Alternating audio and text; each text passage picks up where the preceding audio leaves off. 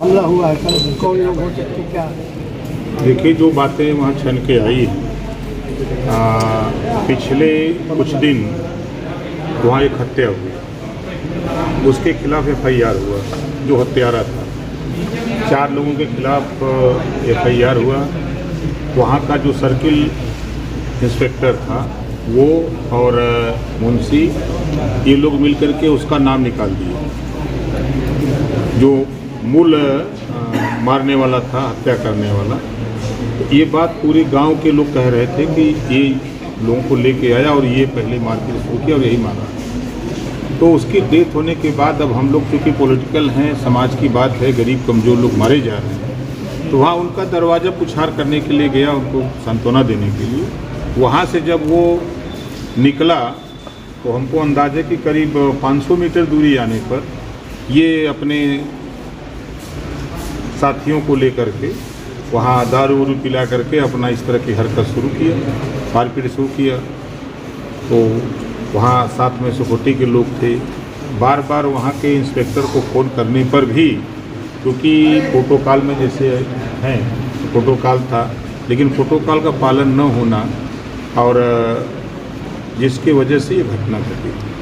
Police की लापरवाही इसमें देखिए, 100% वहाँ का जो पडरौना का जो इंस्पेक्टर है उसकी और लापरवाही हीन कही जाएगी। जब उसको ये मालूम है कि यहाँ हत्या हुई है, लोग जा रहे हैं, हमने अपराधी को निकाल दिया है FIR से, तो कहीं न कहीं वो खुराफात करेगा, तो उसकी मंशा थी कि इन लोगों को डरवा दें तो इनके केस में कोई हाथ न दे। भाई, कोई गरीब के दरवाजे पर जाना अगर गुनाह है तो हम तो समझते हैं कि ये सबसे बड़ा पाप है।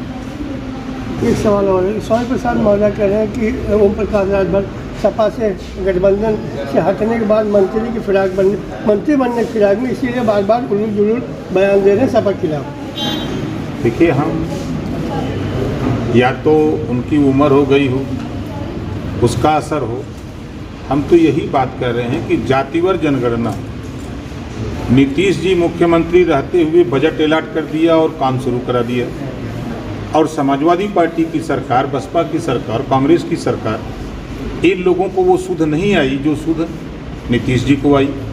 अब ये बात हम किससे कहेंगे? हम आरोप तो दूसरे को नहीं लगा सकते।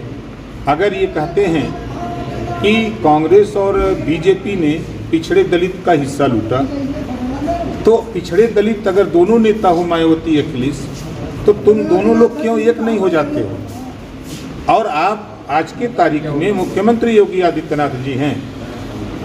अगर शिक्षक भर्ती घोटाला हुआ, ग्राम विकास अधिकारी भर्ती घोटाला हुआ, असिस्टेंट प्रोफेसर भर्ती घोटाला हुआ, तो इस समस्या को लेकर के मायावती जी, अखिलेश जी मुख्यमंत्री से क्यों नहीं मिलते? ये अन्याय हो रहा है तो उसका कोई न कोई सलूशन निकलता। लेकिन ये चैनलों पर बयान देना, सोशल मीडिया पे अपना ट्विटर पे लिख देना, ये चीज़ हमारा कहने का मतलब कि 3 सितंबर 2013 को सामाजिक न्याय के मुद्दे पर हाई कोर्ट ने आदेश दिया उत्तर प्रदेश सरकार को कि जो 27% रिजर्वेशन का लाभ कुछ जातियां उठा रही हैं, इसको बांट करके सबको दिया जाए। मुख्यमंत्री कौन था? अखिलेश यादव जी। हम किसको कहें? योगी जी को कहें कि मायावती जी को कहें कि सोनिया जी को कहें कि कल्याण, किसको हम कहें? हम तो नाम लेंगे तो समाजवादी पार्टी की सरकार थी, उसी को न कहेंगे। 13 सितंबर 2013 को फिर हाई कोर्ट ने एक आदेश उत्तर प्रदेश सरकार को दिया कि प्रदेश में एक समान शिक्षा लागू किया जाए। आप लोग इतने पिछड़े दलित के हितैषी थे, आज चिल्ला रहे हो, तो जब हाई कोर्ट ने आदेश दिया तो आप एक समान शिक्षा क्यों नहीं लागू कर दिया?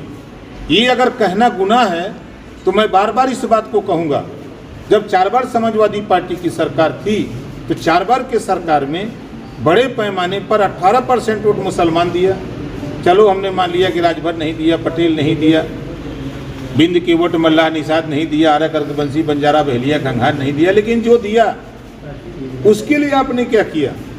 डिप्टी CM भी तो मुसलमान को बनाने की सोच नहीं आई। 4 बार सरकार बनी, कभी सोचा उनके विषय में? इतना डेवलप किया आप लोगों ने मिल करके, इतना बुरा लग रहा है कि इतना डेवलप किया कि आज़ादी के बाद नौकरियों में 38% मुसलमान था। कांग्रेस ने विकास किया, सपा ने विकास किया, बसपा ने इतना तेज विकास किया कि आज 1% नहीं रह गए हैं। ये कहना उन लोगों को बुरा लग रहा है। समाजवादी पार्टी की सरकार थी, किस नाम से जानी जाती थी? गुंडों की सरकार।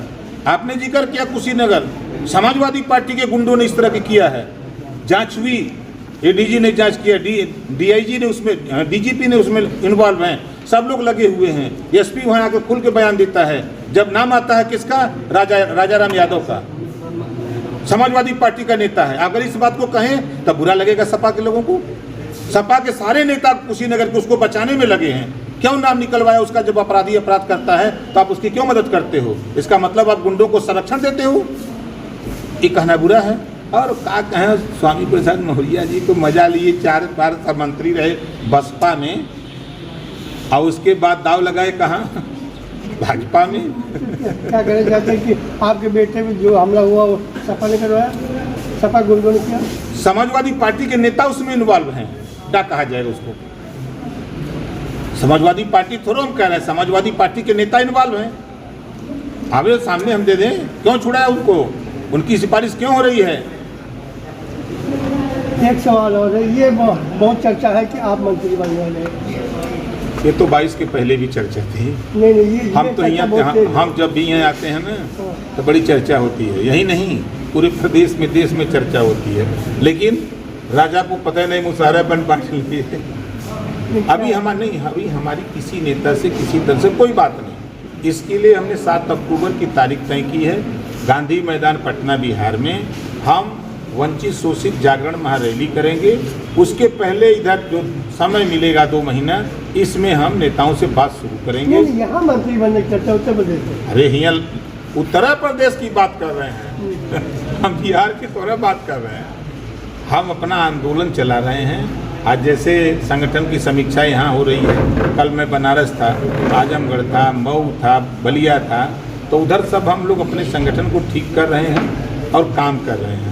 अभी सही बात तो ये है, ना हमारी किसी दल से बात है समझौते को लेकर के, ना मंत्री बन। रोज तो हम तो यहाँ तक देखे कि 8 तारीख को शपथ दिला दिए लोग। आवाज मंत्री एक सवाल है, अखिलेश यादव जी ने कहा कि आप ज़्यादा ना बोले तो 1-2 विधायक भी नहीं बचेंगे अब तक। देखिए, अब इस पर अगर हम कहें तो बहुजन समाज पार्टी के विधायकों को गुंडागर्दी करके, यहीं इसी जिले के विधायक हैं राजभर जी, टांग करके कौन ले गया था? पूछ लीजिएगा, वही उन्हीं का बयान था कि समाजवादी पार्टी के गुंडों ने टांग करके हमको ले गए वीवीआईपी गेस्ट हाउस से। भूल गए वो दिन? कहा अखिलेश यादव आज बयान दे रहे हैं। इसी नाते समाजवादी पार्टी की सरकार को लोग गुंडों की सरकार कहते थे।